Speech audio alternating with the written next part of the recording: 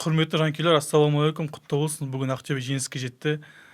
Бір ай бойы жеңіске келмеген Ақтөбе бүгін жеңіске жетіп, бәрімізді құттықтаймыз.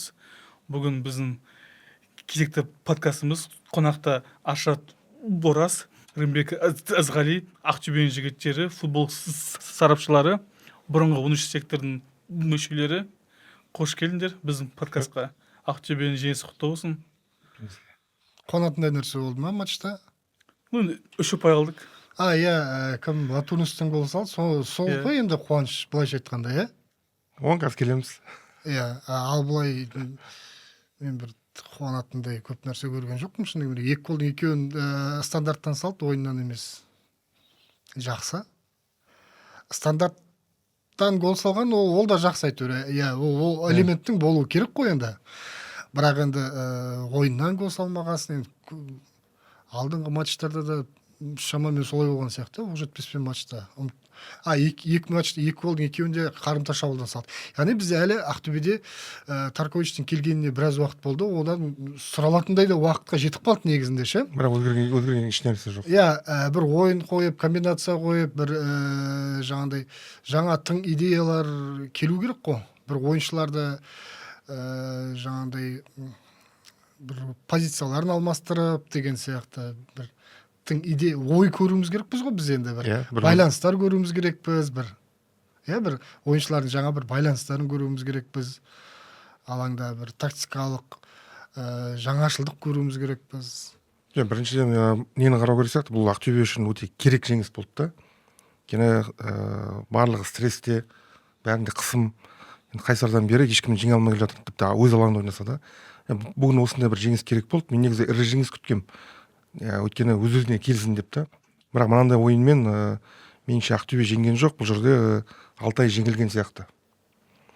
Көптеген голдарды көрдік қой, ойынның қалай екенін көрдік. Біздің жаңағы сиқыршы баламыз Латурнос шықпаса, мүмкін ол голда болмас еді. Сондықтан Ақтөбеге әлі де бір тағы бір сілкініс керек. Бұл меніңше өз-өзіне сенімділік әкелмейді. Және ең тағы бір керек нәрсе ойлап едім, шучер ашып ең болмаса осы жол соқса деп та, кішкене Алтай деген бәрі аутсайдер команда ғой. Өз-өзіне келер еді, кішкене сенетін еді деп, ол тағы да бұрынғыдай еш нәрсе өзгермеген. Сондықтан мен бір қатты бір қуанатындай жеңіс деп ойламаймын. Бірақ енді Ақтөбе үшін 3 ұпай керек болды, сенім керек болды, жанкүйерлердің сенім керек болды. Бірақ бәрібір жаңа Рымбек сен айтқандай ойын жоқ ешқандай. Жоқ, мен 3 ұпайға қуанар едім. Шынымен қуанар едім, егер мен бүгін ойыннан бір от көрсем, мысалға ше, біраз демалды ғой енді, бапкердің түсіндіріп айтатын уақыты жетті. Мен қуанар едім, егер шынымен де мына команда осы 3 ұпай нағыз керек болды. Сен мысалға айтып отырсың, ойыншылардың жаңағыдай психологиялық неден дағдарыстан шығу үшін керек дедің, жалпы команданың команда үшін керек дедің. Ал мен айтар едім, 3 ұпай не үшін керек? Егер бүгін шынымен де Ақтөбе мыжып, жаңашылдық көрсетіп ойыннан ше, жоғарғы орындарға таласа алатындай болып, мысалға мен қазір айтсам, мысалға Ордабасымен чемпиондыққа таласа алатындай, мен егер бүгін дұрыс ойын көргенде, яғни өзім күткендей ше, мықты ойын күткенде, мен бүгін айтар едім, бүгін біз 3 ұпай алдық, тіпті 1-0 қылып ұтсақ та ше, 3 ұпай алдық, Алтайды өз алаңынан қымақ қойып шығарбай, сөйтіп 10 соққың жаңағы қақпаның маңдайына тиіп, қақпаның бағанына тиіп, сондай бір ойын көрсем мысалға, мен айтар едім, бұл команда шынымен өзгерген екен чемпион. Жүгіріп жүрген адамдар көрсең. Чемпиондыққа таласуға болады екен. Мынандай қызық ойыма келіп тұр, жаңа біз 3 ұпай деп жатырмыз, 3 ұпай деп әдетте бір нәрсеге үміттенетін командалар айтылады. Сол ғой, мен айттым деп тұрмын. Бізде ондай әзірше біз ортаңқол командамыз, оны мойындау керекпіз да. Бізге 3 ұпай емес, жеңіс керек болды. Мейлі ол қандай болса да, сол жеңіске жетті, бірақ жаңағындай 3 ұпай керек еді, қарсыластар ұпай жоғалтты деген сияқты, біз ол деңгейге әлі жете алмаймыз. Оны мойындау керек. Біз қазір орташа командамыз. Бұрын Ақтөбеге келген кез келген команда, топ болсын, төмен болсын, олар тізелері дірілдеп шығатын еді. Қазір ешкім олай емес, Ақтөбеден ешкім қорықпайды да, тіпті құрметтемейді де, сыйламайды. Керісінше олар келіп біздің атмосферадан, жас ойыншылар бұрын айтатын еді ғой, аяқтарымыз дірілдейтін еді, қорқамыз. Қазір керісінше атмосферадан кайф аламыз деген сияқты. Ешкім қорықпайды бізден да, тіпті ойыннан да қорықпайды.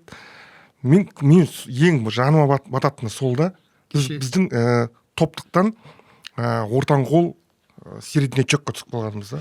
енді қара, алдында Карпович 1-4 қылып ұтты ғой Ақтөбені, елімай. Сол кезде ойыннан кейін пресс-конференцияда Карпович не деген білесің ба? Бұл матчтың Түркістанда емес, Ақтөбеде өткен дұрыс болар еді деді да. Бізге сол кездің өзінде мысалы сол бар болған 3-ші турма, 4-ші турма сондай ғой, сол елімаймен ойнағаншы. Сол кездің өзінде Карпович Ақтөбенің деңгейін сол кезде көріп қойды да. Қандай команда екен? Оны қазір бәрі көріп отыр да. Ақтөбеге қарсы бәрі ойнай алады. Мысалы, мен шынымен бірінші таймнан бастап, былай айтқанда, фанат тілімен айырып тастау керексің ғой. Бірінші таймнан бастап өзің үстемдігіңді құрып, тіпті оларға ешқандай шанс бермеу керексің.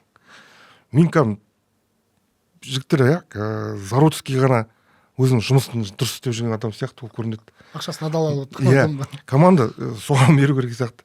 Ал екінші адамды айтатын болсам, ол Виталий Латурнус та, ол бір футбол ойнау үшін ойнап жүрген адам сияқты.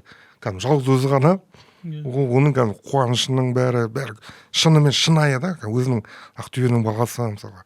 Жалғыз команда үшін ойнап жүрген жалғыз сол сияқты. Және енді қақпашы Зародский екеуі ғана. Енді Латурнус былай не ғой, әлі жас ойыншы, басында не дейді жаңағыдай, таракандар жоқ ойыншы ғой, былайша айтқанда. Оған бәрі бір. Алды тепті, мысалға, ал Шушиначевке келетін болсақ, ол біраз нені көрген, тәжірибелі ойыншы, тәжірибе оған кедергі келтіріп жатыр да. Яғни ол допты арқына көндірем, бір жақсы жағдайға келтірем, содан кейін барып демейді. Алғар Турнус бірден тебе салады, мысалға ыңғайына келді. Енді алдыңғы голдарын қарашы, ондай голдарды, мысалы, Шучиначевке пас келсе, ол әрине өзінің асырып теппейтін еді ешқашан. Ол ойланатын еді, топ тоқтатып алып, кімге берсем екен деп. Бір-екі рет алдап көру керек. Алдап көреді, ол әрине қорғаушыдан қайтып кетеді. Сонымен моменттің бәрі кетеді. Латурнус сондай емес. Сонда Латурнусты ойната беру керек. Қазір жалғыз ғана құтқарушысы сол болып тұрды. Шушиначевта негізі біз еңбегін айтып кетуіміз керекпіз. Ол біраз қара жұмысты атқарады ғой.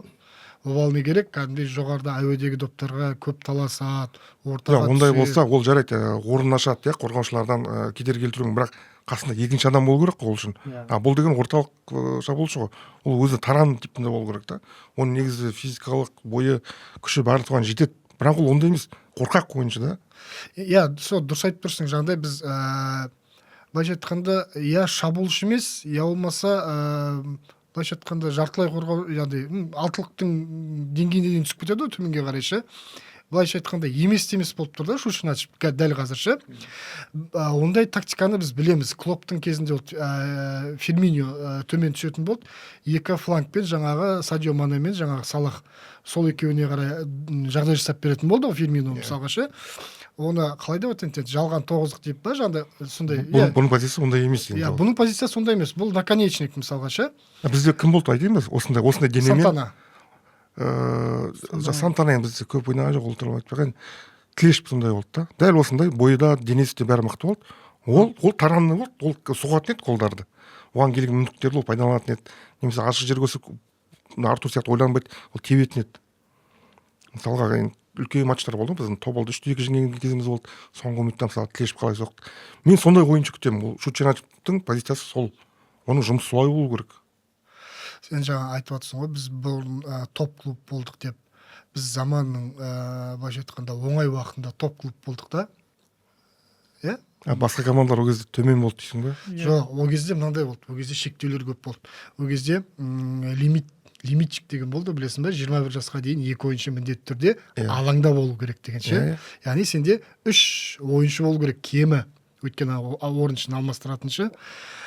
Содан кейін легионерлердің саны бар болған 5-еу, алаңда 4-еу болатын болды, Ол 2010-9 жылға дейін өзгерген жоқ, сондай нелер, шектеулер ше. Ал ол кезде қалай? Ол кезде кімнің ақшасы көп? Жас ойыншылардың бәрін. Бір кездер бізде Тимур Досмағамбетов жас ойыншы, Ақжол Серікжанов, Аслан Дарабаев, яғни Қазақстанда бүкіл мықты ойнайтын, яғни ол кезде қазақ паспорты бар ойыншылар және жас ойыншылар бағалы болды да, былайша айтқанда, бағалы болды. Сен легионерді көп тарта алмайсың қазіргідей, мысалға 7 легионер, 8 легионер, бір кезде легионерлерден 14 легионерге дейін көбейтті ғой, жаңағыдай Ресейден, армяндардан ала бересің деген сияқты. Ондай болған жоқ. Сондықтан да ол кезде кімнің ақшасы көп? Қазақстанның мықты жас ойыншылары мен мықты ойыншыларын жинап алдың, болды, бітті. Сенің бәсекелестеріңде ойыншы жоқ ойнайтын. Иә. Солай болды ғой. Олар екі адамға кем ойнайды. Иә. Немесе бір адамға. Иә. Ақтөбеге мысалға біреу гол салып күшті болып ойнап кете ма, оны алады да тартып алады, Ақтөбеге тартып алады 2 айдан кейін. Сондай кезде не істеді. Содан кейін жаймендеп легионерлерге шектеуді бүйтіп азайта бастады ғой, мысалға ше, легионерлердің санын көбейте бастады. Жас ойыншы дегенді тіпті мүлдем алып тастады.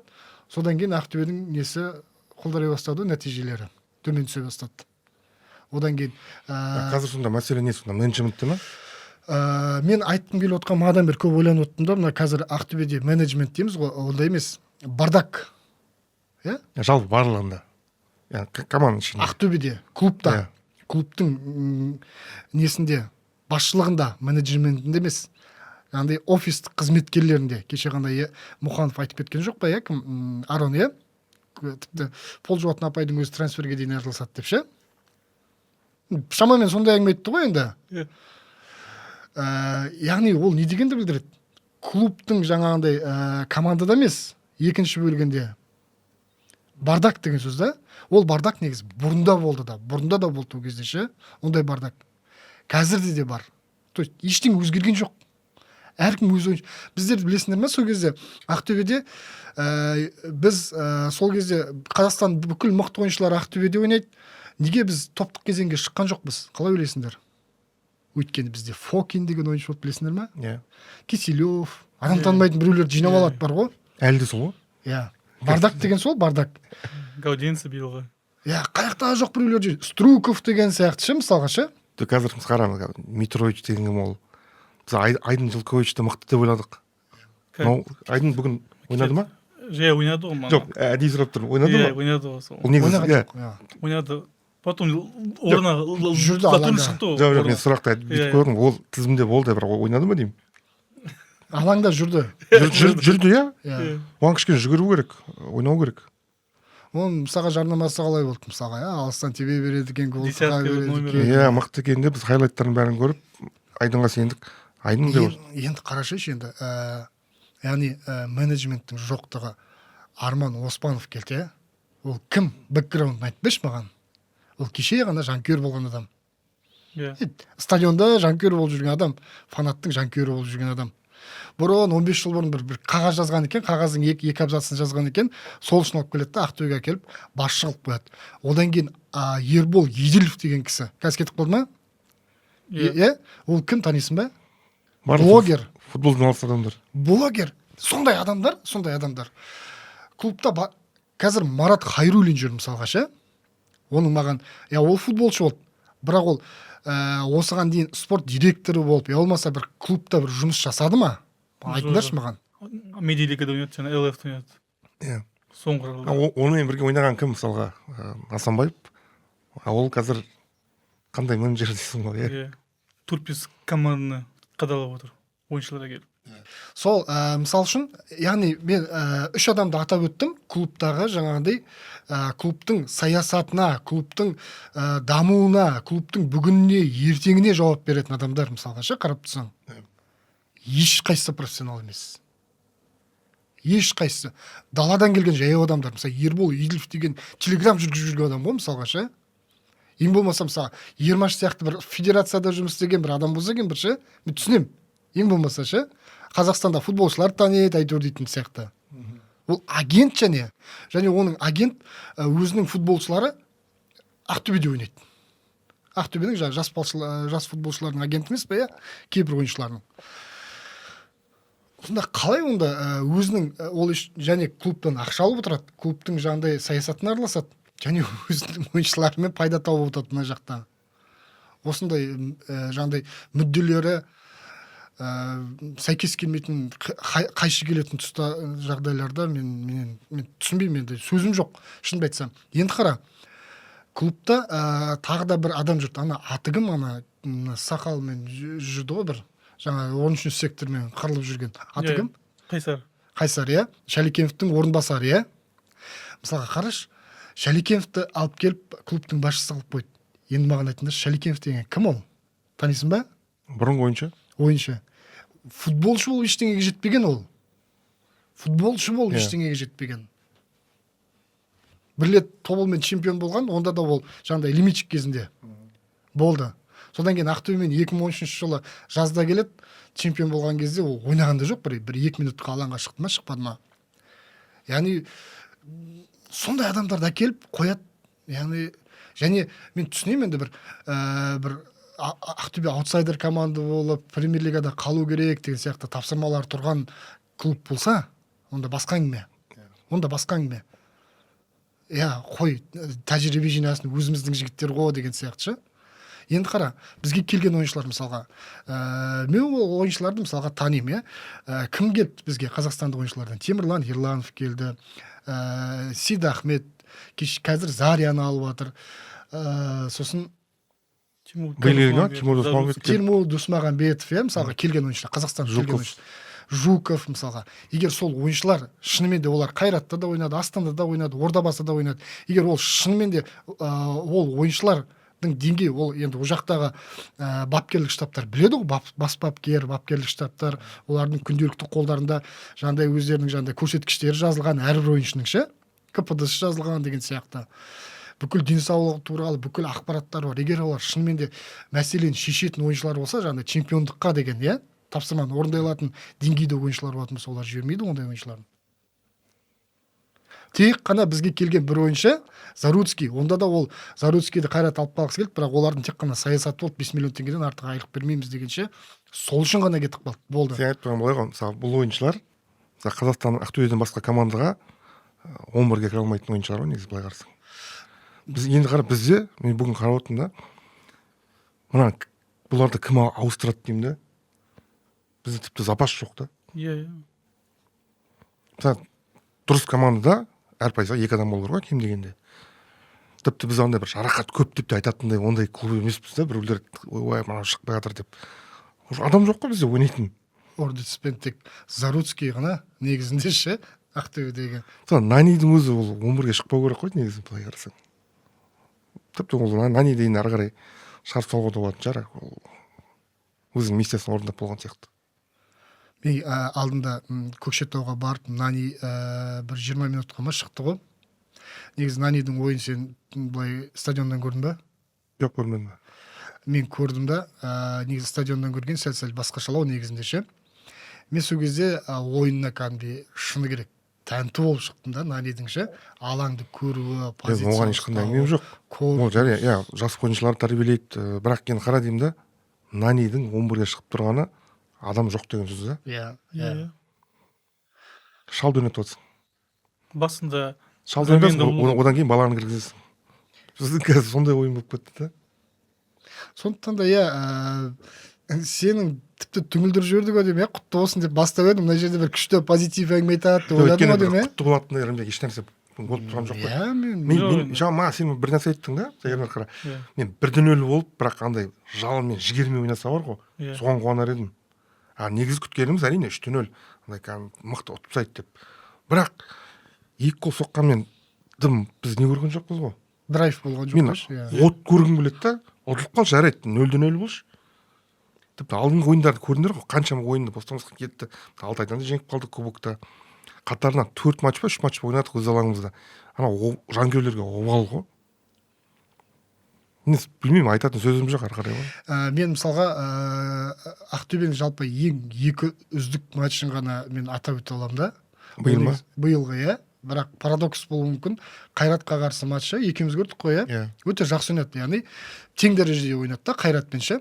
Сосын екінші матч, яғни шабуылмен жауап берді да, яғни қорғаныста жатып алған жоқ Қайратпен. Алматыда ойнаса да Қайраттың аса бір қатты басымдылығын көрген жоқпыз ғой. Ана жерде Сосаның қателігінен гол салып кетті ғой. Әйтпесе тең ойын болар еді да. Ал екінші ойын ол Ордабасымен ойын. Шынымен де барын салып, міне ойын деген сол, ұтылып қалдық. Бірақ мүмкіндік болды ғой, мысалы жерінде Шушинач жақсы ал, қателесті. Бірақ және ең бірінші голы жаңағыдай тез гол жіберіп қойды, бірінші минутта ма, екінші минутта ма. Оны бір кездейсоқтық деп айтайықшы, жақсы бір, ойынға кіре алмай қалды, сондай бір болады ғой енді ойынның басында. Сондай бір болды. Одан кейін біз Ордабасының бір қатты бір басымдылығын көрген жоқпыз ғой, мысалға ойын бойынша. Бір тең дәрежеде, яғни өйткені біздер фавориттерге қарсы ойнадық. Олар топ қой қазір.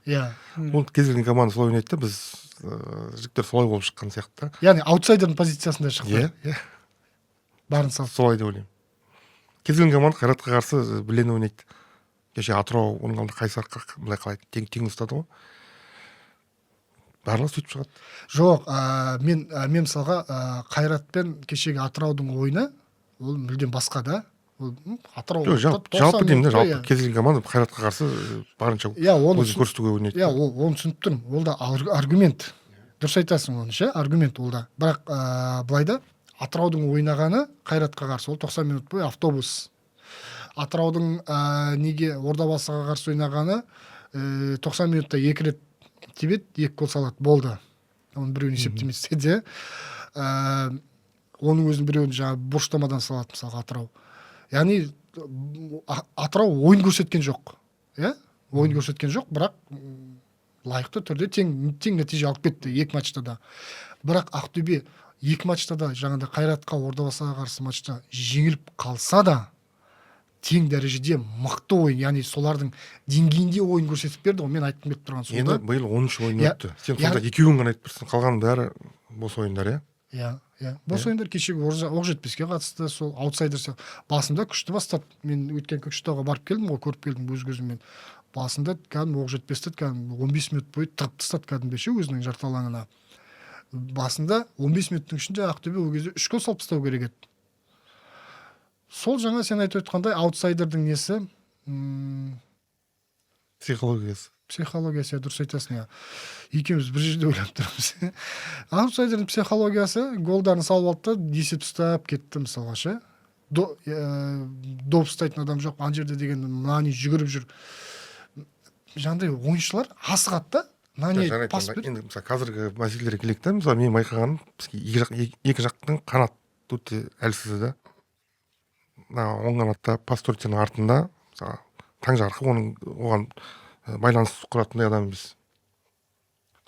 Сол қанат Досмағамбет біздің көп голдардың көбі сол жақтан келеді ғой енді.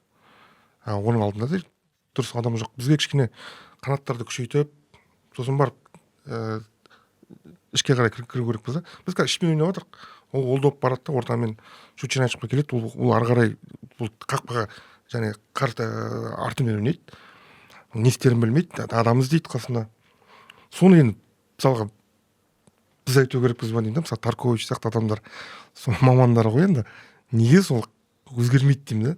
Сен айтасың, бүгін бар ғой, иә, өзің ойлашы, Алтай, иә, Алтай бірінші таймда шабуыл жасап отыр. Екінші таймда ұтылып атқан кезде.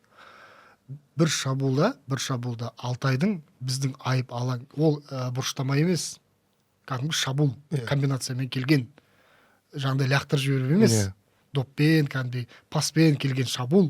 Сол шабуылда білесің ба, Ақтөбенің айып алаңның ішінде 7 Алтайдың ойыншысы жүрді ғой.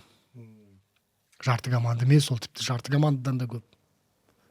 Және ол, мен түсінер едім, егер ол 90 минут болып, 1-0 болып, андай навалға кетіп қалған болса, онда басқа әңгіме ол кезде ше. Бұл екінші таймның басы. Сонша рұқсат беріп тұр дейсің ғой сонда қорғаныс. Жалғыз кім Жуков ортада жүгіріп жүргенше, былай да былай. Обал не керек, жүгіріп жүр. Жуковтың енді қасына Зарияны алып келді. Білмеймін енді Зария қалай болатын. Сол ортаны кішкене реформа жасау керек сияқты. Өйткені ертең ал жарайды, ал Зария қазір кейін жаңадан келді ғой. Бірақ ертең ол 11-ге кіреді ғой. Жуков, Зария, Наник үшеуі қалай бірге ойнайтыны ғой. Атанасов ортада. Атанасовқа қазір келеміз, иә. Мысалға, ол барлығы бір адам болу керек та, ол уже мысалы негізі ұйымдастырушы.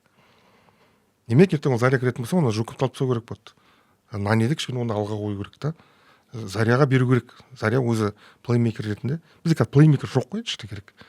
Бір жағынан сол Зарияға қуандым. Атанасовты енді қандай ойыншы екенін әлі білмеймін, бірақ мен қарағанда статистикалар бәрі жақсы. Соңғы жылдары ұлттық құрамада тұрақты ойнап жүрген адам екен. Мүмкін соған сенетін болатын шығармыз. Мен бүгінгі ойында күтіп едім, бірақ ол әлі мүмкін құжаттар дайын емес шығар, иә? Зарекке берілді енді. Кеше ғана келді Ақтөбеге. Иә. Енді сол алдағы ойындарда сол Атанасовты жақсы трансфер деп ойлаймын. Енді басқа ойыншы легендармен салыстырғанда оның портфолиосы жақсы екенін көрдім, статистикаларымен бәрін. Бізге бір жақсы жері мына Қазақстанға келген мына Балқан түбегінен келеді ғой ойыншылар ше, хорват, сербтер келеді ғой. Келген күннен бастап ойынға бірден кірісіп кетеді да, жаңағыдай адаптация, көп нәрсенің қажеті жоқ та оларға ше. Митрович ше, ондай ойыншы бар екен білесің ғой бізде? Бізде бар ғой, ол жарақат алып қалды, бірақ маған бір шыққан ойындарында маған ұнады негізінде ол. Білмеймін, ол соңғы несі бұрынғы ойыншылар ойындарына қарадым, не жоқ сияқты ешқандай. Топалов бар. Статистика жоқ. Ол да сол жаңағы сол қапталда қорғаушы емес пе? Досманбеттің орнына шығу керек ше, ойыншы ғой. Топаловтың да бірақ өзінің көрсететін қаншама уақыты болды енді, бірақ әлі ондай бір сенім Пас жоқ берді оған. ғой, кіммен, Ертіспен Жоқ, жалпы ойнағанда. ол мысалы баяғы мысалы Митрофан сияқты бермеу керексің ғой сен сол қанатты. Енді ол кезде жаңа айттым ғой, Митрофановқа қарсы кім ойнады мысалға? Ноунеймдер ойнады ғой мысалға. Жоқ, бәрібір енді ол кезде де бәрі деңгей болды ғой. Бірақ енді қазіргі деңгей әрине жоғары. Ойдам мына командамен әрі қарай енді біз чемпионатта қалатын шығармыз енді. Бірақ кубокқа ілігу керек едік та ең болмаса. Соны кубок. Өте өкінішті сол жер енді. Кубокқа не істеді ғой Тіпті енді. біздің бұндай әңгіме айтып отырғанымыз өкінішті да, бір Түрлі ең болмаса әңгіме- ең болмаса кубок жоқ дегенге сол деңгейге түсіп кеттік. Және алдайдың өзінің стадионда тренировка жасамай шықты ғой. Солар самолеттер кешігіп Иә, ондай да ақпарат. пілігавай болған жоқ. Соның өзінде Ақтөбеге Бір позитив нәрсе айтқым келеді әрине. Мүмкін маған солай көрінді ма экраннан, бірақ ақтөбелік агрономдарға респект жолдағым келеді. Бізде қанша матч үстіне қатары болды, анау алаң нашарлады, бірақ алаң бүгін жақсы болып көрінді. Мына ұлттық құрама үзілісінде кішкене еңбектенген 10 сияқты. күн жаңбыр болды Ақтөбеде. Жаңбыр да болды, бірақ 10 күн жаңбыр болды. бірақ алаң маған жақсы болып көрінді. Елімай мен сен Семейдегі алаңды көрдің бе, ол ойынды көрдің бе? Жоқ, көрмедім. Қарауым керек еді. Олардікі біздікінен де күшті. Мана мен көрдім бе, таңқалып қалдым кәдімгідей ше. Өйткені Спартак стадионы жақында УЕФАның лицензиясын алды олар жоғары. Енді олар неге дайындалып жатыр ғой Еуропада ойнауға. Сондықтан ондай болу заңды. Олар да өйткені клубтарында иесі бар да. Алдында да айтқан мен, Ақтөбенің иесі жоқ, айттым ғой. Ауласы жоқ, үй сияқты кәдімгі. Адамдар кіріп шығып, жұмыс істеп, айлық алып кетіп қалады. Кейбір жұмысшыларға жаңа біз басқармадағы адамдарды айтып отырмық, кейбір жұмысшылардың тіпті келісім шарттары да жоқ, айлықтарын алмаған, қырылып жүр, анау мынаны сотқа беремін дейді, мынаны сотқа беремін дейді. Білмеймін. Кеше мысалға Көкшетауға бардым ғой, сол кезде Марат Хайруллинді көрдім. Ал Марат Хайруллинді оның алдында қош бол, рахмет деп шапан кигізбей Инстаграм арқылы жұмыстан шығарып жүрген жоқ па? Иә. Көкшетауға барған кезде көрдім. Таңқалып қалдым. Бүгін де жаңа көрініп қалды ғой, енді қызығы қаршаш. Содан кейін клубтағы адамдарға телефон соғып айтсам, Хайруллин не істеп жүр десем, білмейміз дейді. Бізбен ұшақпен келген жоқ дейді. Бізбен қонақ үйде жатқан, яғни Көкшетауда, Оқжетпеспен болған матчта. Біз білмейміз дейді не істеп жүрген, өзіміз таңқалып қалдық дейді. Сөйтеді да 2 күннен кейін суретке шығып тұрады ғой. Клубтың ресми несінде, аккаунтында, Инстаграм аккаунтында. Көріп тұрсың ба, қандай нәрсе болып жатқан? Түсініксіз нәрсе болып жатыр. Басында важық қалады деді. Сосын жаңағы біздің клубтың иесі важымен кездескен, айтқан сен боласың, қаласың деп. Содан кейін Марат қалып тұр ғой. Өзіміз тоже. Ол туралы қалат кетеді деген әншілерің болды. Бізде қазір бір не жоқ еді, бір нақтылығы жоқ ешқандай. Не сонымен? Клубталар не айтарларын білмейтін сияқты. Бір күн ана айтса, ол ертең өтірік болып шығуы да мүмкін. Сол Хайруллиннің орнында бір кездері Лагвиненко де жұмыс жасады ғой, сол позицияда, Мен білем, Лагвиненко көп ұсыныстардан бас тартады екен, Көп ұсыныстардан бас тартады, былай интрига, анау нәрселерге бара бергісі келмейді да, көп былғай бергісі келмейді да өзінің атын. Менде мысалға ақпарат жоқ, оған ұсыныс жасалынды ма клубтан соңғы 2 жылда? Кім? Өзі кетіп қалыпты, өзі шаршап қазір Астанаға көшіп кетті. Биыл мысалға жеке өткеннен кейін оған тағы да ұсыныс жасап хабарласқан жоқ па ешкім клубтан? Белгісіз, Жігіттер, менің ойымша мысалы қазір чемпионаттың ортасына келдік қой. Ақтөбе клубы өзінде бар кемшіліктерді мойындау керек та. Меніңше бір объектив кеңес құрып, жанкүйерлердің арасынан, мамандардан құрып та барлығының пікірін тыңдап, әлі бізде уақыт бар, келесі жылға дайындала беру қазірден бастап. Әйтпесе бұл жара жазылмайды, ол жараның қабығын қайта қасып ала бересің да. Келесі жылда солай болады, жазылып жүре береді. Онан да қазір проблемаларды мойындап, осындай ішкі нәрселердің бәрін мүмкін клубтың ішінен бір аноним анкета жасау керек па, әркім айтсын. Содан кейін барып шешім шығарып, бізге қазірден бастап бұл шиқан ғой қазір тұрған, бұл шиқанды қазірден бастап емдемесе болмайды. Ол келесі жылда жалғасып жүре береді, асқына береді одан сайын. Бір нелер болады ғой, жұмыстар болады ғой, аноним сатып алушы деген сияқты ше. Жаңағы саған ақша төлейді, сен ресторан бір жерлерге барасың, жаңағыдай автосалондарға сервистің қалай екенін айтып бересің да, жаңағыдай жинап. Сондай бір нәрсе, дұрыс айтасың, іштегі мәселені шешу керек, болмайды. Мен оны алдыңғы подкастта да айтқанмын, шамалы біздің енді Ақтөбеде деген халық өр мінезді ғой, енді шамалы мінезділеу деген сияқты. Сондықтан да клубта жұмыс жасап жүрген адамдардың бәрі көбісі жергілікті адамдар ғой енді. Олар менде мысалға сондай, яғни жергілікті нені ескеріп, адамдардың қалпын ескеріп, солай жұмыс жасау керек сияқты. Сол клубтан мысалға ішінде проблема бар екен, неден білінеді да. Неше түрлі бір инсайт ақпараттар шығып жатады. Тіпті өсек аяң болып кетті да. Мысалы, дұрыс клубта ондай әңгімелер болмау керек. Дұрыс жерде іште әрине неше түрлі кез келген клубта, Реалда болсын, Галатасарайда болсын, ішкі проблемалар болады, бірақ ол сыртқа шықпау керек қой ешқашан. Бұл жерде өте бір әуесқойлық бар деп да, мысалы, профессионалдық жоқ. Ешқандай шықпау керек. Бұның бәрін темірде тәртіп болу керек. Барлығы бір отбасы сияқты жұмыс істеу керек қой. Біз оны сырттан қарап күліп отырмыз мысалы. Тіпті енді бізден көп сырттағылар тіпті күлетін шығар енді. Күлгеннен бір аянышты болып отырдық та. Мен өзім биыл сондай өте жаман сезімдемін. Проблеманың бәрін көріп тұрмын, бірақ сол тез түзелсе екен деп, биыл айтқым келетін тілек осы. Бірінші жарайды, бұл ойын ешқашан түзелмейді енді. Осылай бір нәрсе қылып, біреулермен тең ойнап, сырт алаңда біреулерді отырып сөйтіп жүрерміз, түспейтін шығармыз енді. Бірақ мәселені қазір мойындап, келесі жылға дұрыстап көру керекпіз. Мен айтқым келетін нәрсе осы. Мен саған қызық айтайын ба? Қазір клубтың басшылығынан сұрау керек та, неге таласып жатсыңдар биыл деп ше? Чемпиондыққа деп айтуға енді ұялатын шығар енді үйде айтуға ше. 3-ші орынға таласып жатырық деп айтатын болады олар шамамен. Бар ғой мүмкін, шынымен бар ғой енді мүмкіндік. 24 ұпай, қазір 14, 19, 5 ұпай ғой енді арасы. 3-ші орынды алып та қалатын сияқты сол Ақтөбе. Бірақ өйткені биыл жоқ, сен басын шайқама. Оқжетпестің ресурсы жетпейді. Мен Оқжетпеске 2 рет барып келдім. Клубтың басшысымен де сөйлестім ше. Ақша жоқ оларда. Олардың өздері. Сен неге Оқжетпес туралы айтып отырсың? Біз Оқжетпес туралы айтпау керекпіз ғой. Ол жоқ. Бізге бұл ешқашан бәсекелес болған емес.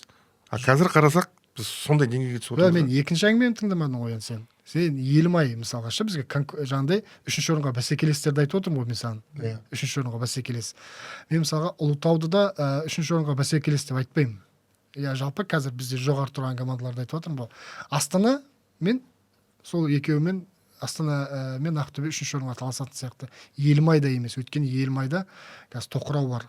Оларда тоқырау былтырда болған негізінде ше, Елімайда тоқырау былтырда болған. Оларға Кенжебек пен Ораз кетті, күшті ойнап кетті, ойын жүріп кетті да. Сол тоқырау оларда әрі қарай жалғаса беретін болады. Оларға ол жұлдызды шағы болады. Сондықтан да Ақтөбеде дәл қазір 3-ші орынға деген әдемі мүмкіндік бар. Тіпті мүмкін 2-ші орынға да не істеп қалатын шығар, өйткені Қайраттың проблемаларын көріп жатсыңдар қазір, мысалға ше.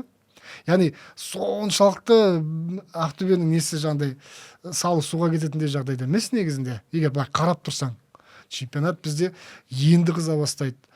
Үш команда Еврокубокты ойнайды. Енді жақсы, онда окей, бәрін түсіндім. Бірақ жігіттер, біз бүгін Алтай матчынан кейін жиналып отырмыз ғой, иә? Негізі матч туралы айту керек едік та. Біз ештеңе айтқан жоқпыз. Демек, не ол? Матчта ештеңе болған жоқ деген сөз. Айтатын ештеңе жоқ деген сөз да. Мен де мысалы айтатын ары қарай ешқандай сөзім жоқ. Мен мысалы болдым. Артур 90 минут бойы соқпаған голын Латунас сол 1,5 минут соқты. Сол қызық не болды. Және бүгінгі ойында біздің Ақтөбенің бұрынғы тренері болды. Владимир Муханов. Келе береді, ол неге келе береді?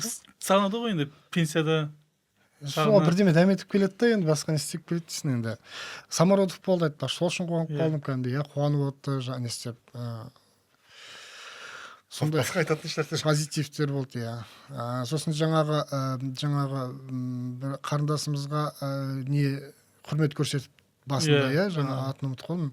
донор екен. Донор екен, 10 жыл бойы жаңа өткен қан несі. 500 адамға көмектескен. Сондай позитив жағдайлар бар. яғни біз футболдан тыс нәрселер айтып отырмыз да қазір. Сосын клубта мысалға, мен тағы да бір айтқым келетіні, мысалға Ақтөбеде бүгін жанкүйер аз жиналды. Қызық енді толық стадионға әбден үйреніп қалғанбыз ғой. Сыймаған адамдар сыртта жүретін жағдайға әбден үйреніп қалған. Бұл не деген, бұл тағы да бір мәселені көрсетеді. Біздерде клубта жанкүйерге деген мән берілмейді клубта, ше. Өздері келеді, өздері үшін келеді деп, ше. Маркетинг жоқ дейсің ғой. Иә, жанкүйерлермен жұмыс істеу деген жоқ. Бұрында болған жоқ қой, бұл негізі. Біздің кезімізде де болған жоқ қой. Маркетинг бар, просто маркетингке бір теңге бөлінбейді клубта. Например, Ордабасыны қараңдар. Жоқ, мен саған айтып отқаным солда мән берілмейді деген сөз. Сен соның жаңағыдай бір теңге бюджет жоқ. Және көңіл қалды деген сөз. Жоқ. Бір ай бойы ешқандай нәтиже болмағаннан кейін соңғы ойында онысы да боқтап кетті ғой бәрі. Келгісі келмейді демек адам. Жоқ, мен былай айтар едім. Егер шамалы да болса Ордабасы демей-ақ қояйын, ең болмаса Оқжетпестің деңгейінде, сондай деңгейде шамалы бір жанкүйерлермен жұмыс жасалса, ана стадионды сен нәтижең қанша жаман болса да толтыруға болады да, ана стадионды, ше? Иә, болады толтыруға. Ана жерде бір 2000 адам ғой, сонда жетпей қалып тұрғаны. Толтыруға болады. Сенің клубыңның несі жанкүйерлерің сен көңілін қалдырып сөйтіп не істесең де қанша жерден сен соңғы орында тұрсаң да сен жаңағыдай жанкүйерлермен жұмыс жасап әртүрлі қызық жаңағыдай матчдей жасап, болмай баратса әнші шақыр мысалға, ше, Ордабасы ұқсап тағы бір нәрсе ойлап тап, білмеймін, 3 машина қойып қой жаңа мысалға, 30-ға, ше, көп қой енді, жоқ, мен маркетолог емеспін. Мысалға сондай бір жағдайлар жасасаң да бәрібір толтыруға болады да. Мен айтқым келіп тұрғаны, тіпті көлденеңіне қойып тастаған да кәдімгі жанкүйерлерге деген. Сосын диалог жоқ мысалға, жанкүйерлермен клубтың арасында диалог жоқ мүлдем. Бұрындар әйтеуір жанкүйерлермен кездесулер болып тұратын еді. Бір кеңес құрып сөйлесу керек деймін ба? Мысалға кеше келіп, 13-ші сектордың жігіттері жаңағы матчтан кейін, қай матчтан кейін, Алтаймен матчтан кейін жеңіліп қалған кезде, намыс қайда бірдеңе де футболшыларга ұрысып отыр да. Жігіттер 13-ші сектордың футболшылардың түк қатысы жоқ сол матчта, ше, мысалға намыстың түк қатысы жоқ ол жерде мысалға. Бірақ футболшылар түсінбейді жартысы. Бұрындары мысалға легионер болғасын түсінбейді жартысы. Бұрындары біздің кезімізде мысалға кәдімгідей баннерлер сызып, өзіміздің ағылшынымыз егер естімей жатса, баннерге жазып шығаратын едік, мысалға, ше. Жаңағыдай кімге біздің месседжіміз кімге? Клуб басшылығына ма, әкімшілікке ма? Мысалға месседждер болды. 3 сөзбен, 4 сөзбен болса да. Қазір сен 13-ші секторда сондай көріпсің ба? Жоқ, қазір біз баннердің бәрін тексереді ғой. Полиция, ДВД бір күн бұрын заявка береді. Осындай баннер илеміз. Осылар добро береді, бермейді. Қазір солар қатаң болып кетті ғой. Сосын және маркетинг туралы айтасың. Мен саған қызық айтайын. Ақтөбеде Атырау мен Қайрат финалдың кубогын ойнады. Және дронмен бір күшті баннер жіберілген Қайратқа не істелген, ше? Мен саған айтайын. Қаласаң, амалың табасың. Орысша қалай айтады, орысша демірге естіледі ғой, Жоқ, қазақша табылады. Қаласаң, амалың табасың. Бұрындары осы Демеуов деген, жаңа мен саған басшылық деп айтып отқанмын. Бізде Демеуов сияқты адамдар болды ғой. Мысалы, қарап тұрсаңызшы, Қажымұқан Демеуов деген. Бірақ стадион директоры болды. Стадион клубқа қатысы болған жоқ. Жоқ, сонда да деймін да, мысалға, ше. Стадионның алаңы быт-шыт шығып жатады, билет бардак болып жатады, мұрты қисаймайды, адамдар бар, кет деп митинг жасайды неше рет, кетпей отырды ғой мысалға, ше. Таныстарымен келген адамдар. Сондай, сол картина әлі болып жатыр да, 20 жыл бұрын болды сондай картина, әлі болып жатыр. Жоқ, мен айтайын деп тұрғаным, сосын бұрындары Жомарт қонақ үйі бар ғой, содан шығып, сол жаңа Демеуовпен қырылып қалған кезде Ақтөбе это мы деп баннер шығарып, балдар 10 күн жаңа неге жатып шыққан, жаңа 2013 жыл ғой деймін, адаспасам. 10 күн неге обезьянник па, жаңа уақытша қамау изоляторында жатып шыққан. Күтіп алғанбыз, сол 10 күннен кейін үйге келіп отырғанбыз. Яғни амал тапсаң, яғни протест сен білдіретін, қазір оның үстіне жаңағыдай жаңағыдай әлеуметтік желі арқылы видео жасап, не істесең де болады ғой. Жиналып алды. Ал жақсы, митинг не жаңағыдай заңға қайшы ма жаңағыдай жиналу заңға қайшы ма? Сен өздерің жиналып видео жасап жолдау жасауға кім саған жоқ деп айтады мысалға? Мүмкін жаңағы көрермендердің келмеуі сол протест шығар. Ол протест деме, протест деп қабылдамаймын, Бүгін кешіріңіз. жексенбі ғой. Жоқ. Жаздың кезі. Неге келмейді? Енді Демек қызық емес. мен сендерге айтайын. Біздің жанкүйерлер мына нәрсені түсіну керек. Бізде клуб көлденеңнен қойып тастады енді. Осылай дөрекірек айтайыншы, жанкүйерлерге ондай протест клубқа өтпейді. Тіпті адам келмей қалса да. Бір матчпен болған кезде, бір адамдар келмей қалған кездер болған, ұмытып тұрмын осы соңғы матчтарда 3000 ба сондай адам жиналып. Келмей ақ қойыңдар, бізге бәрібір келу. Сол көлденеңнен қойып тастады. Тіпті өзіміз ойнай береміз. Қайта тіпті жақсы дейді, ешкім айқайламай. Сондықтан да ол протест емес ол. Ол сен клубқа көмегің болып есептеледі тіпті. Бара. Шешімі жоқ. Шешімі сол жаңағыдай сен бірақ ақтөбелік мінез көрсету керек дейсің ғой. Жолдауын жасауың керексің енді. Мен соны түсінбеймін мысалға. Жасауың керексің, ол болмайды. Бұл қалай ол жыл сайын қайталанып жатыр да, жыл сайын қайталанып жатыр. Былтыр Шалекенов шықты да, ойбай, біз деген биыл чемпион боламыз. Ауыздан ешкім жыл болған жоқ сол сөзі. Ақыры енді 5-ші орынға таласып, 5-ші орыннан бір шықты мысалға. 2 рет неге Варшава, неге мен әлі күнге дейін қайталаймын бар ғой, мен жыным кетті бар. Варшаваға барды, сосын қайыққа беріп еді, құдай. Прагаға барды, Прагаға барды. Білесің бе қалай барған? Ақтөбеден Астанаға ұшып кетті. Астанадан Прагаға барды ғой. Бірақ сол жылы 1 миллиард 500 миллион теңге ақша бөлінді. Ақтөбенің тендерде тұр, ашып қарасаңдар болады. Ақтөбенің Еврокубоктарға қатысу үшін минимум 3-4 қой. Жоқ, мен өз көзіммен көрген нәрсені айтамын да. Мен өйткені ол тендерді ашып қарадым мен кәдімгідей. 1,5 неге Астана команда береді. 600 миллион неге береді? Футзалға береді. Жоқ, сен шатасып тұрсың. Ол лоттың аты осылай болды. Ақтөбенің Еврокубокке қатыс. Яғни Еврокубокке арнайы берілді. Яғни сен чартер жалдауыңа болады мысалға ше, жағдайың жетеді. 200 миллион теңге ма мысалға ше, жатып барсын ойыншылар. Бір рет біздер Ақтөбе Солтүстік Ирландияны ұтқан кезде білесің бе? Ойбай, Ақтөбе деп, Қазақстан Солтүстік Ирландияны ұтты. Солтүстік Ирландияда 13 сағат ұшып барады. Сол кезде Әділет Бармеқұлов Дубайдан самолет алдыртты ғой кәдімгідей авиалиниялардан ше. Адамдардың барып жатып кәдімгі 13 сағат барып не істейді? Әбігерге салмай. Алып Шалекенов не істеді? Және Умаевқа виза алмай қалды ғой.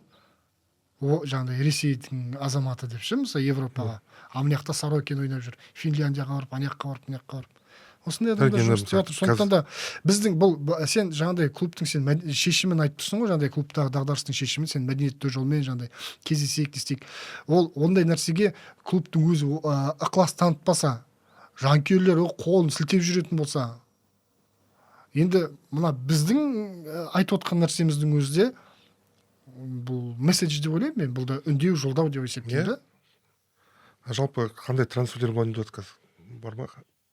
Болмай ақ қойсын, құшын ешкім білмей. Жаңағы Поповпен не келді ғой, Дадаев Ақтөбеге ауысу керек. Бұны Ақтөбе предложение берген 2 ойыншысыны сатып алайық деп. Бірақ Алтай қарсы болған. Жаңа Вахид Масудтың өзі айтқан интервьюда бізге 5-6 адам звондаған, біз отказ бердік дейді. Ата-анасынан басқа кімдер келеді деген әңгімелер бар. Пока шығып жатыр, бәрі инсайт, қазір айта берсем барлығын көп әңгіме болады. Сол лучше по факту шығарады ғой. Бізге шабуылға адам керек екені анық енді. Шабуылшы болады дейді. Бірақ күтеміз. Қандай шабуылшы болады? Вингер жоқ қой бізде ше. Алдап ке сол жаңа пибе. Шын жоқ, енді шынымен де азмыз классы бар екен енді. Мықты вингер деп Айдын Жилковичті алдық қой енді. Бірақ Алварес пен Жилкович кетеді осы трансферде. Және бір ең қызығы біздер жаңағы өзіміздің жаңағы воспитанымызды тегін жіберіп қойдық. Аянбай Дәулетті Каспияға. Тегін даже без аренды, например, басқа клубтар, например, өздерінің воспитандар арқылы ақша істейді ғой. Қайта $100 мың, $50 мың деген. А біздікілер просто контракты. Сол да менеджмент балансы. Атырмыстан айырылып қалмасын, бір приложение береміз деген. Жоқ, қара, сол Аян Байдәулетовтың агенті кім? Ербол Еделев. Сол Ербол Еделевтің Каспийге қатысы бар ма? Директор болды ғой, иә? Таныс тамырлары қалған шығар. өзі ақтаудан ғой. Мынау дейсіңдер енді. Әңгімені былай түтете берсеңдер болады, неше түрлі теориялар. жоқ, хотя бы аренда беріп отырмын. Арендаға немесе. Өйткені ол деген тегін жіберіп кетті, сен таң қалып отырсың, өйткені ол деген директорлар кеңесінде отырған жоқ па? Мысалға ше, Ербол Еделев директорлар кеңесінде отырды. Шешім қабылдайтын адам жерде отырды, мысалға ше. Тегін жіберіп қойдық дейсің. Неге тегін жіберіп қоясың? Өйткені шешім қабылдайтын адам өзі және агент, өзі және клубта басшылық қызметте қызмет етеді. Міне, бардақ деген осы мысалға. Айқын мысалы бардақтың. Және біз ештеңе істей алмаймыз, мысалшы, отырып.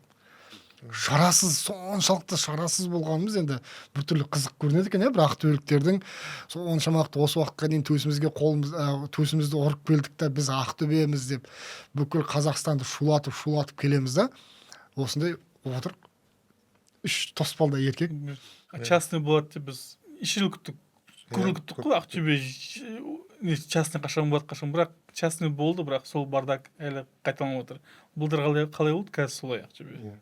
Например, біз жаңағы базаға ремонттаймыз деген не болды жаңағы. План болды. Базаны жаңағы біздің не ғой, стадион ішіндегі база полностью незеп сындырып, бұзып, ремонтты бастады. Бірақ әлі аяқтаған жоқ. Базалар болсын, әртүрлі кішігірім стадион болсын, жаттығатын стадион болсын, мысалға. Бір рет білесің ба, шу шықты ғой, біз мына алаңда дайындалмаймыз деген ше. Неге білесің ба? Өйткені астында жаңағыдай бетон, жаңағы біздің салған жаңағы манеж ғой, асты бетон, үстінде не? Тек қада жасандалған төлеп тастаған. Яғни астына топырақ ештеңе жоқ. Енді оның бәріне кім жауап береді? Белгісіз. Белгісіз ғой, әрқайсының адамдар аттар бар, облыстың басшысы бар. Бірақ сол газонды федерация берді ғой бізге. Түсініксіз. Оны бақылап, сен мынау болмайды деген сияқты нәрселерді айтып отыратын адам болу керек шығар, иесі болу керек шығар. Енді бізде не ғой, бастар жыл сайын ауысады. Қорытындылайық онда. Қорытындылағанда не айтамыз енді? Енді мен бүгін ойлағам негізі, Ордабасы бір ұпай жоғалтып, елмай жеңіп кетіп жатса, бір кішкентайда болса үміті бір жалып қалады-ау деген сияқты бір ойлар болған. Үмітсіз шайтан дейді ғой, мен білесің ғой жаңағыдай әрбір матч сайын Ақтөбе жеңеді деп, не істейді деп позитивпен сондай мен қарайтын адаммын ғой. Сөз таластырып сөйтіп отырып. Онымен Ордабасы кәдімгідей. Енді ол жерде ол матчтен көрмедің, ойыннан кейін Пайрузды қызыл қағаз беріп қуып жіберді. Карповичті қызыл қағаз беріп қуып жіберді. Таптаза гол есептемей салды. Олар телеграмнан көрдім. Енді келесі ойын Ақтөбе тағы да үйде ойнайды. Келесі қарсылас Астанамен. Сол ойынға қандай пікірлерің бар?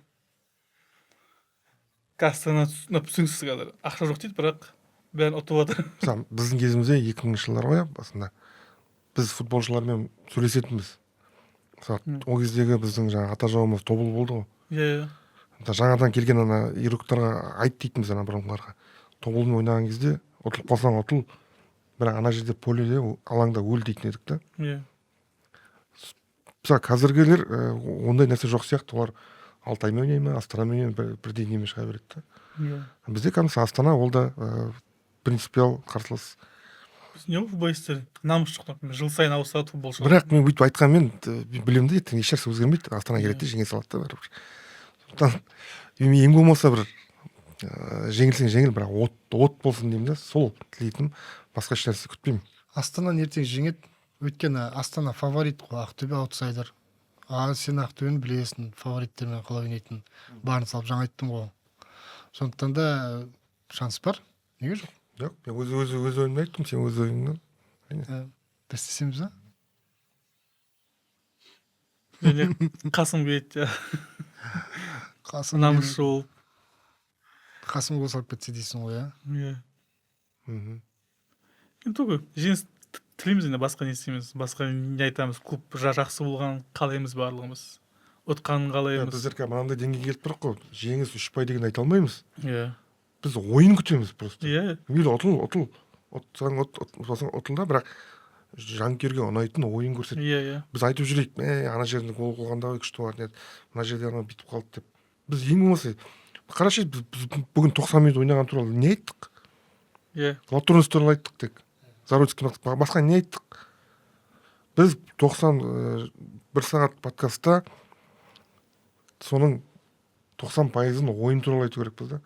Мен келесі Астанамен ойын сондай ойын болғанын қалаймын. Өйткені біз келіп, бізде мысалға өсеген айтып отырмыз да. Ондай емес. Кәдімгі нақты ойын туралы, позициялар туралы, ойыншылар туралы айту керек едік. Біз екі адамға туралы айттық. Демек, 0 деген сөз да қазір. Мен сондықтан келесі ойында Астанамен дұрыстап ойнағандарын қалаймын.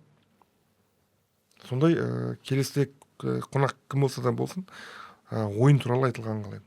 Бірақ қазір не ғой, тренерлер айтады ғой, салынған 3 ұпай алдық болды деп. Қазіргі біз не ғой, қазіргі тренерлер түсінбейді ғой, например. Болельщиктер, жанкүйерлер қандай ойын есетін, қалайтын. Например, Карпуш айтты ғой кезінде. Мы же ничего сыграли, выиграли, салынған выиграли болды айтты ғой. Мен салынғаны 3 очка и все, например. Ойын бәрі қалай ол салын 3 очко алдық болды деп. Бізде жағдай қазір олай емес. Өйтіп айтатындай. Кей кездері кейбір жанкүйерлерде болатын шығар, Ақтөбе ұтылып қалса екен деп ше. Ақтөбенің жанкүйері айтуы мүмкін. Әбден ашынғандықтан да. Ондай жағдайды мен бір рет көрдім. Ана Қайсардың бапкері Младенов болды ғой. Әбден Қайсардың жанкүйерлері ішіп пісіп кеткен ғой, жынданып кеткен ғой, ашынып. Содан сол 2019 жылы Ақтөбе жас балдармен ойнап жүрді ғой. Содан Ермашқа бір жанкүйер жаңа жазып жіберді аудиомен. Ертең Ақтөбе келеді, Младеновты кетіру үшін Ақтөбеден ұтылып қалса екен, Абат Айымбетов келіп хэт-трик жасап кетсе екен деп ше. Абат Айымбетов 2 гол салады ғой сол матчта, 1-3 ұтып кетеді ғой. Бірақ Младенов кетпейді. Сондықтан да сондай жағдай бізде де болып тұр. Қандай жағдай болмасын, жаңағыдай. Бірақ маған мына тенденция Арман Оспанов кетті, Ербол Еділов кетті Ақтөбеден. Бұл мен саған айтайын, Ақтөбенің мәселесінің, проблемасының 50 мүмкін, одан да көп процентінің шешімі. Жақсы күтеміз. Сондықтан да енді Марат Хайруллин кетіп, орнына бір жаңағыдай жас басшылыққа, мысалға ше, мен қазіргі отырған басшыны мен мысалы танымаймын да. Мысалы, танымайсың ғой, ешкім танымайды ғой, аяқ астынан келді. Яғни басшылыққа жаңағыдай сауатты, білімді адамдар келсе екен. Жергілікті, өйткені бізде Ақтөбеде адамдар жоқ па? Бар ғой мысалға. Бізде деген қазір Ақтөбеден шыққан қаншама адамдар мысалға жұмыс жасап отыр. Мысалы Мұратбекті мысалға федерацияда неше жыл өтті. Кім? Нұркен Мырзағалиев бар мысалға ше. Көп қой адамдар жұмыс жасайтын, жұмыс жасай алатын. Біз танымайтын, біз есіме түспей отырған адамдар да бар шығар мысалға ше. Көп, бұл мүмкін емес қой енді. 600 мың халқы бар тек қана қаланың өзінде. Миллионға жақын облыстан ше адам шығады. Қаншама адамдар бар жұмыс жасай алатын, жергілікті адамдармен қалай сөйлесу керек екен, қалай не істеу керек екен білетін адамдар көп. Шетелден оқып кетіп жатқан адамдар. Сондықтан да клубқа сондай адамдарды іздеп тауып алып келсе екен деймін. Мен тілегім осы. Келесі матчтан жеңіс күтеміз дегенде, енді жеңіс емес, Ашат айтып отқандай ойын күтеміз. енді Жеңіліп қалса да неше 0-0 болып. Әйтеуір бір келген ойыншылар ойынды күшейтсе екен. Бұрындары біз андай ойыншылар айтатын еді ғой. Интервью берген кезде мен қайда келгенімді түсініп отырмын, барым салам деген сияқты ше. Қазір ондай емес, мен қуаныштымын, мен қазір қуаныштымын, биттім, сөйттім деген сияқты. Кезінде мысалға Давид Лорияның бір несі болды, білесіңдер ма, сөзі. Мен бір кішкентай арманым бар, Ақтөбеде ойнағым келеді деген сияқты ше. Ол Ақтөбеге келіп, онымен трансфер бан болып кетіп қалды ғой. Яғни сол кезде сондай жағдай болатын. Бір ойыншылардың интервьюлерінің бәрі Ақтөбеде ойнағым келеді деген сияқты. Қазір жағдай өкінішке орай болып жатыр.